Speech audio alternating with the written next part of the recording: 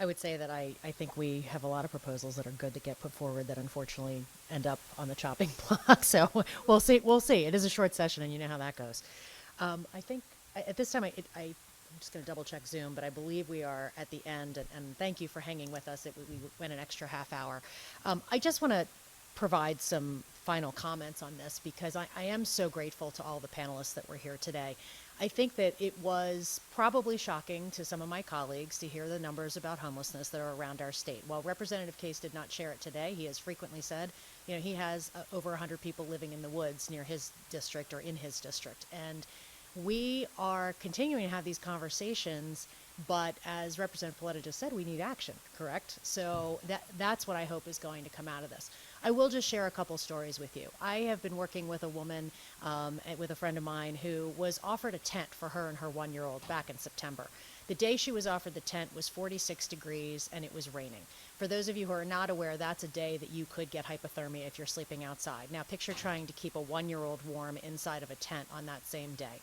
We have had situations where we call 211 and the wait times are 86 minutes long. If you're still a person who is paying minute by minute on your cell phone, that is not only unconscionable, it's completely unaffordable. You can't stay on hold for 87 minutes only to be told that, well, you're not homeless enough. So I was glad to hear the commissioner say today that they're going to work on that as well. And just personally, I would share, as we discuss all of the options, affordable housing, workforce housing, infill housing, we have housing around transportation, whatever it is today. I was raised by a single mother. I'm sure there are many others in the legislature who were also raised by single moms or dads. And by the grace of God, my grandparents were willing to take us in. We temporarily lived with them for 8 years. That's a very long to be in temporary housing with anyone, let alone, thank God, my grandparents. But I bring that up because I did not grow up in Connecticut. I grew up in a state that has county government. And I think that at the time, they saw the need and it was outside of metropolitan city. They made sure that there were a variety of housing. The housing that we moved into was a townhouse. When I moved here, I was shocked that there really wasn't that thing, such a thing as really townhouses. It's, that sort of part of that missing middle that we talk about. I bring this story up because I can remember so clearly the shame that I felt and didn't know why as a child when we went to visit my cousins in New Jersey and they said, "Oh, you're going to live in row housing?" I didn't know what row housing was. That's more of a Northeast thing, right? That was not a thing in Virginia or outside of the DC area. But I knew that there was some sort of shame attached to that.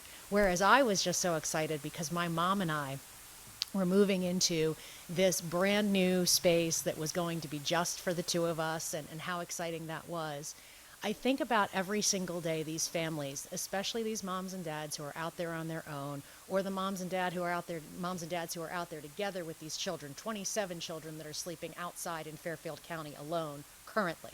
So that means when we had a foot of snow over the weekend, those 27 children were outside with their families this past weekend.